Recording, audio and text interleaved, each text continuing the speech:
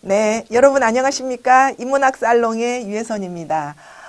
이번 시간에도요, 제 책 나를 채우는 그림 인문학 중에서 5번째 테마, 행복에 대한 테마에 대한 이야기를 한번 해보고 싶은데요.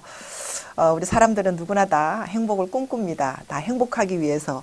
근데 그 행복이라는 것이 늘 오는 것이 아니라 어둠 사이에 잠시 갈라진 틈 사이로 살짝 새어나는 빛처럼 이 행복의 순간은 너무 짧은 것 같아요.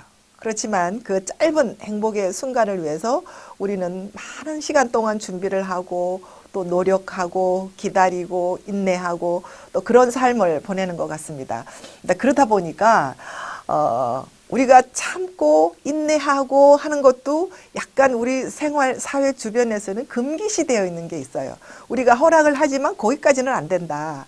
그래서 위반이 없는 곳에는 쾌락이 없는데, 근데 위반과 금지를 좀 뛰어넘을수록 그 쾌락, 행복이 주는 만족도가 더 큰 것 같아요. 약간 선을 뛰어넘을 때. 그래서 거기에 대한 어떤 우리 삶의 행복의 금기사항을 뛰어넘는 에로티시즘에 대한 그림을 한번 볼까 하는데요. 뭐 당연코 구스타프 크림트죠.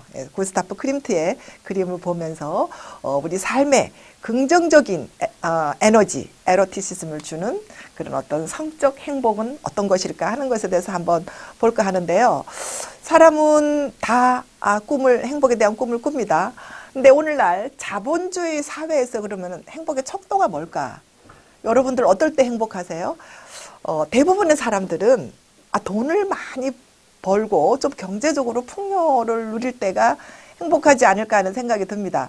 근데 대부분의 사람들이 그 단계를 넘었으면은요, 어떤 금전적이거나 경제적인 부의 어떤 목표, 만족, 갈증을 넘어서고 나면은 약간 쾌락적인 이런 거에 욕심을 갖습니다. 그래서 에로티시즘, 성적 쾌락에 대해서 많은 사람들이 관심을 가지고 부와 성적 쾌락을 다 누릴 수 있는 사람은 정말 진정한 행복한 사람이 아닌가 하는 생각이 듭니다. 근데 대부분의 사람들이 거기까지 못 가죠. 흔히 말하듯이 먹고 사는데 바빠서 이런 꿈꾸는 에로티시즘은 실생활에서는 참 만끽하면서 사는 사람이 그렇게 많지를 않을 것 같아요. 근데 대부분 이런 그림을 통해서 좀 대리만족 이런 걸 하는 것 같은데요. 이 구스타프 크림트의 다나에라는 그림을 보면은요, 여러분들 이 막 사랑의 황홀경에 빠져 있는 것 같지 않아요? 이 다나에보다 먼저 우리나라에 소개된 사람들이 좋아하는 게 키스라는 그림이 있습니다. 저도 키스라는 그 그림을 참 좋아하는데요. 이 키스나 다나의 그림은 어떤 사랑의 황홀경에 대한 어떤 극적인 묘사, 에로티시즘, 꿈꾸는 에로티시즘 이렇게 해서 막 대리만족을 주는데 키스보다 다나에가 더 도발적이에요. 더 극적이에요. 그래서 이 다나에라는 이 그림은요, 이 한 폭의 그림만 봐도 뭔가 아주 짜릿한 관능미를 느끼게 하는데, 이거는 신화 속의 이야기죠. 그죠? 이야기를 바탕으로 해서, 크림톤이 그렸는데, 이 다나에는 아르고스 왕, 신화 속의 아르고스 왕의 딸입니다. 근데 이 아르고스 왕이 신탁을 받기를 너는 손자에 의해서 죽임을 당하게 될 것이다. 그렇게 신탁을 받는 거예요. 손자한테서 죽임을 당하면 그러면 이 다나에가 결혼을 하지 말아야 돼요. 자녀를 갖지 말아야 돼요. 왜냐하면 그 자녀가 손자이기 때문에 그 손자에 의해서 자기가 죽는다고 하니까. 그래서 이 다나에가 남자를 못 만나도록 이 청동탑, 첨단 탑 속에 갇혀버립니다. 딸을. 그래서 이 아름다운 다나에가 이 철탑 속에 갇혀가지고 뭔가 이렇게 아주 비통한 시간을 보내고 있을 때 이 제우스가 이 비련하지만 아름다운 다나에의 그 모습을 보고 신으로서는 다가갈 수 없으니까 이렇게 황금비가 돼서 철탑 속으로 다나의 사랑 품속으로 들어갑니다. 그래서 저게 노랗게 보이는 저 황금비는 바로 제우스라고 이렇게 이야기를 할 수가 있을 것 같아요.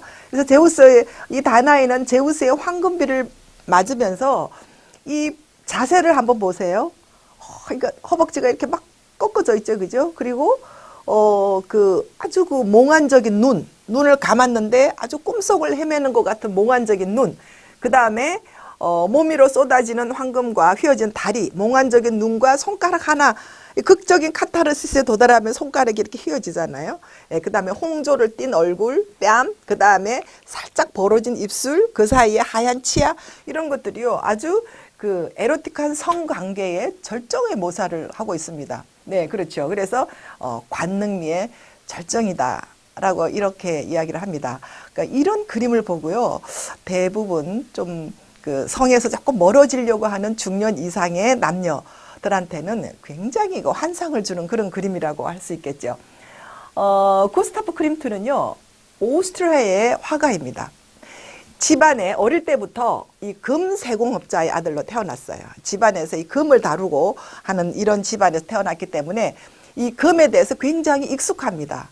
그래서 이 금을 사용을 해서 부와 사치의 상징으로, 우리가 금 그러면은 이제 부와 사치의 상징이죠, 그죠? 그거를 에로틱하게 재생산해서 그림의 어떤 원료로 쓰는데 성공을 했습니다. 근데 이게 너무 어색해가지고요, 이 크림튼이 처음에는 이 자기의 작품을 별로 인정을 받지 못했어요. 누구로부터 인정을 받기 시작하느냐? 주로 중년 여성들, 성에 불만족해지기 시작하는 이런 중년 여성들이 부와 사치에 탐닉하면서 이 그림을 통해서 대리만족을 하는 거예요. 그래서 이 구스타프 크림트는 이 중년 여성들의 성과 사랑, 죽음, 이런 거에 대한 아주 달콤한 스토리로 이 화폭에 담아서 이런 사람들부터 후원도 받고요. 그 다음에 또 모델이 되기도 하고, 이렇게 해서 엄청 이들의 입소문에 의해서, 이들이 이제 많이 구매를 해주고 하니까 그들에 의해서 이 구스타프 크림트가 주목을 받기 시작합니다. 우리한테 영화로 알려진 그 구스타프 크림트의 사례가 있는데, 우먼 인 골드. 우먼 인 골드의 주인공이 크림트의 연인이죠.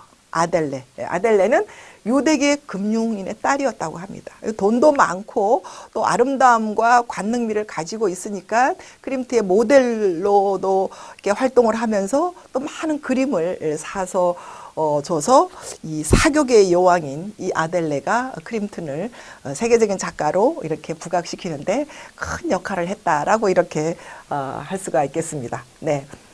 그렇다면 우리 일반 서민들의 삶 속에서 이런 유명한 그 돈 많은 기부인이 아니다 하더라도 우리 일반 서민들의 삶 속에서 긍정적인 삶의 에로티시즘이란 어떤 것일까? 그러니까 돈을 많이 가진 사람은 이런 어떤 금기와 위반에 대해서 조금 자유로울 수 있는 것 같아. 그렇지 않나요? 왜? 먹고 사는 데는 이미 해방이 됐으니까. 근데 일반 서민들은 뭐 이런 거는 둘째치고라도 우선 금전적으로나 경제적으로 뭔가 먹고 사는데 힘드니까 어떤 경제적인 부담 때문에 더 이런 데에서 금기시되고 차단돼 있는 것 같아요. 그래서 현대인들의 70% 이상이 부부들이 섹스리스를, 부부 생활을 못한다고 해요. 실제 뭐 애정이 없거나 그런 것이 아니라 경제적인 부담, 뭐 자녀 교육, 그 다음에 과도한 스트레스, 그렇죠? 그 다음에 우리 주변에 깔려 있는 대화를 단절시키는 TV라든지 인터넷이라든지 스마트폰, 그죠? 스마트폰 때문에 우리 뭐 모든 사람들과의 대화가 거의 단절되고 있잖아요. 마찬가지로 이런 현대인들은 이런 환경 속에서 살다 보니까 이런 어떤 그 성적인 쾌락 이런 거를 느끼면서 살기에는 너무나 요원한 거예요. 그리고 스스로 차단하고 금기시되어 있고 자제되기를 요구하기 때문에 이 조르주 바타유라는 이 사람은요, 이 쾌락의 역설에 대해서 이야기합니다. 우리가 금기에 반할수록 더 짜릿한 쾌감이 있다.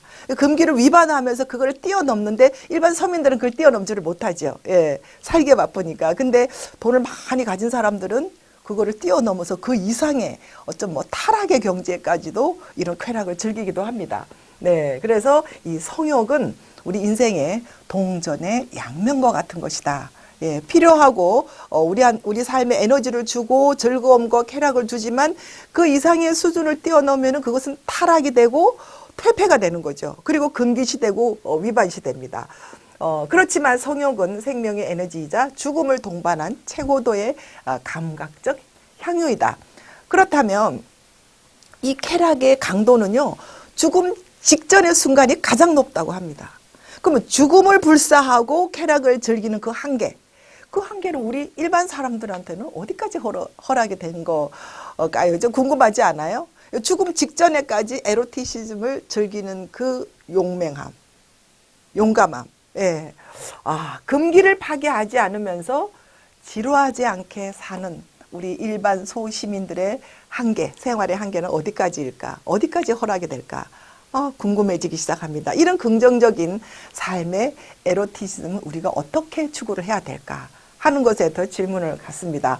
저는 이 그림을 보면서요, 어차피 현대인들은 자기의 어떤 생활 범주를 그렇게 뛰어넘으면서 쾌락을 하거나 뭐 금기를 뛰어넘은 성적 쾌락을 누리기에는 너무나 소시민적이고 경제적인 부담이 큽니다. 그래서 저는 이 그림을 보는 우리 일반 시민들이 금기의 감옥에 갇힌 탐욕적 현대인들에게 황금비라도 좀 내려줬으면, 우리 제우스의 자비가 담긴 황금비라도 좀 내려줬으면 그 황금비를 통해서 어떤 생활에 어떤 그 스트레스를 좀 잊고 어떤 행복을 누릴 수 있는 그런 사람이 되었으면 하는 그런 욕심을 한번 가져봅니다. 네.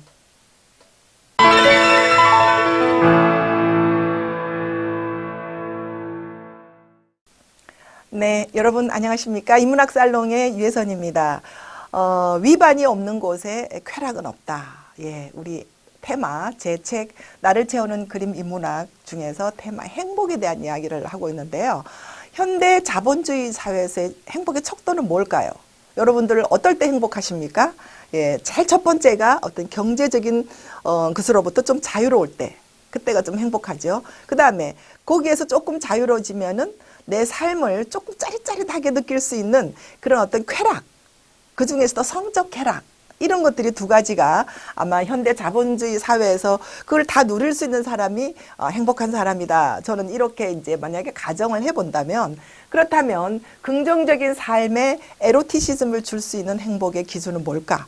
어떤 것의 행복일까? 우리 에로티시즘, 성욕이라는 것은 약간 동전의 양면과 같아서 적당히 있으면은 생활에 에너지가 되고 윤활유가 되지만 그 어떤 한계를 뛰어넘으면은 아주 퇴락이 되고 극적인 어떤 그 퇴폐가 되기 쉬운데요.